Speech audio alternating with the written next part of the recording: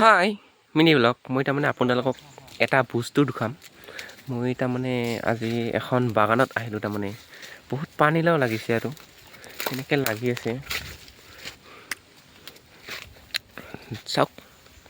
বৰ্তমান এইটো ব্ৰইলাৰৰ গোবৰ শোচটো দিয়া হৈছে। ইয়াতে ব্ৰইলাৰৰ শোচটো দিয়া হৈছে। এইটো তাৰমানে এইটো দিলে বহুত ঠাৰ হয় আৰু বহুত লাগে আৰু মানে আঞ্জাটো টেনশ্যন নাই। তাৰমানে ইডাল আৰু মাজতে মৰিও গৈছে। ইডাল তাৰমানে সাৰ পাতি দিয়া গণ্ডগোল হ'লে তাৰমানে মৰি যায়। এইবিলাক লাগিছে আৰু এইবিলাক লাগি আছে এনেকৈ মানে লাগি আছে। এইটো 30 টকামান পাব, বেছি নাপায় আৰু কম দামী বাগানটো এইটো কাম কৰি আছে। তাৰমানে তাৰে বাগানটো তাৰ কাম কৰি আছে সি।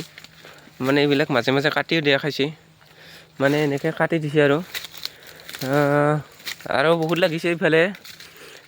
আপোনালোকক দেখুৱাওঁ মই এইবিলাক এনেকৈ তাৰমানে এইবিলাক এনেকৈ লাগি আছে আৰু বহুত লাগিছে। মানে আজি মোটামুটি 700 মান দেখাইছে বজাৰত, শনিবাৰ বজাৰত শনিবাৰ বজাৰ। আমাৰ গাঁওখন মানে ৰংচিপাৰা হয়তো বেছি দূৰ নহয়। শনিবাৰ বজাৰ এইবিলাক মানে নতুনকৈ ওলাইছে। এইবিলাক মানে এক পেকেটৰ দাম মোটামুটি 130 টকা নেকি। মানে এক পেকেটত থাকে মোটামুটি 30-40 টাকে থাকে। বহুত লাগিছে নতুন মাটিতো বহুত আছে। মানে এনেকৈ বহুত আছে এইটো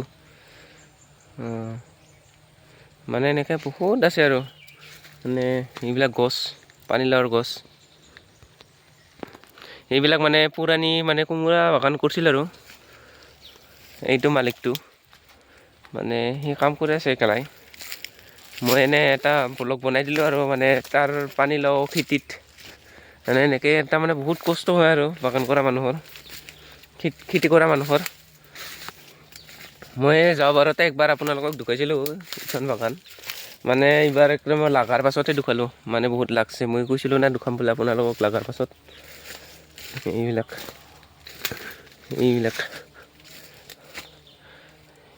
এনেকৈ লাগিছে আৰু মানে বহুত লাগছে। পানীলাও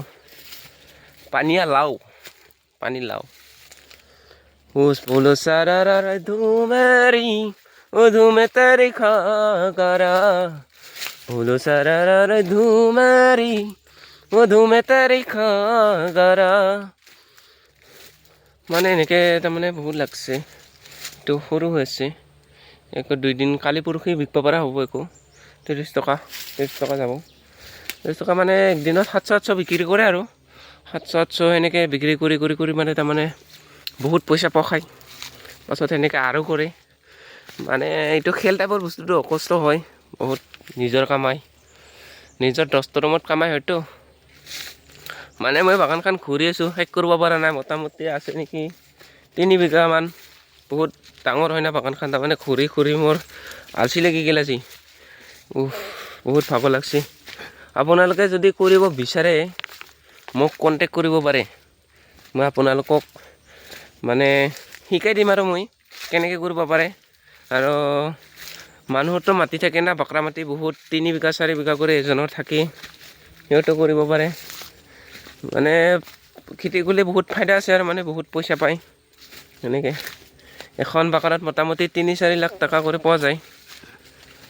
অলপমান বেছি হ'ল নেকি, নাই বেছি হোৱা। তাৰমানে হয় পায়ে 2 লাখখিনিয়ে আজাদিত আহে আৰু কি। মোটামুটি 2 বিঘামান কৰিলে মোটামুটি 1 বিঘাত 4,000-5,000 মান খৰচ কৰিব লাগিব।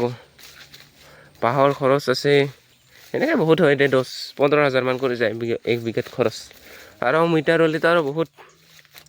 অমিতা খেতি আপোনালোকক আৰু দেখুৱাম মই।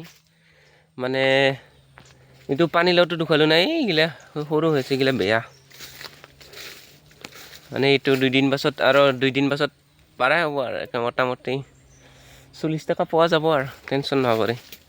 মানে টেনশ্যনে নাই আৰু মানে পইচাটো পাবই, গেৰাণ্টি আছে। পাবই, খেতি কৰিলে কষ্ট কৰিলে পইচা পাবই, তাৰমানে গেৰাণ্টি আছে আৰু কি। সেনেকৈ তাৰমানে পোৱা যায়। দে আপোনালোকক এইটো পানীলাওৰ খেতিটো দেখালোঁ কেনে পালে মানে লাইক চাইকগিলা কৰি দিব ছাবস্ক্ৰাইব কৰি দিব আৰু চব কৰি দিব কমেণ্ট কৰি দিব 10টামান 15টামান লাইক কৰি দিব 2টা 3টামান এনেকৈ ভিডিঅ'টো চাব আৰু ভালকৈ দে বাই বাই